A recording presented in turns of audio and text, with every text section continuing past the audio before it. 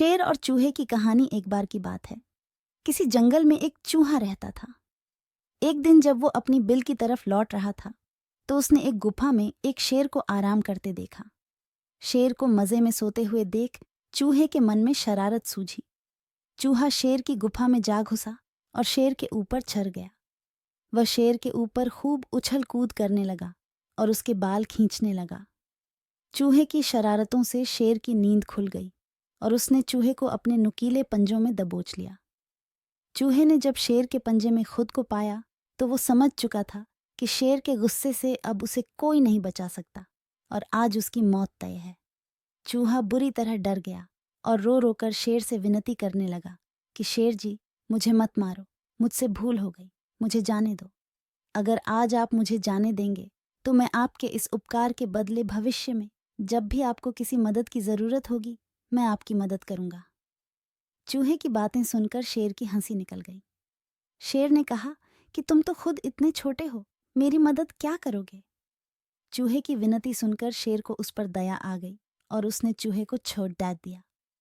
चूहे ने शेर को धन्यवाद बोला और वहां से चला गया। कुछ दिनों बाद जब शेर खाने की तलाश में इधर उधर घूम रहा था तभी अचानक किसी शिकारी के फैलाए जाल में फंस गया। शेर ने खुद को जाल से निकालने की भरपूर कोशिश की लेकिन निकल नहीं पाया।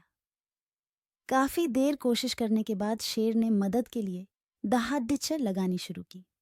उसी वक्त वो चूहा उधर से गुजर रहा था कि उसने शेर की दहाड़ने की आवाज सुनी। वो भागकर शेर के पास गया और शेर को जाल में फंसा देख चौंक गया। उसने बिना देर करते हुए अपने नुकीले दांतों से जाल को काटना शुरू किया और कुछ ही देर में उसने पूरे जाल को काटकर शेर को आजाद कर दिया।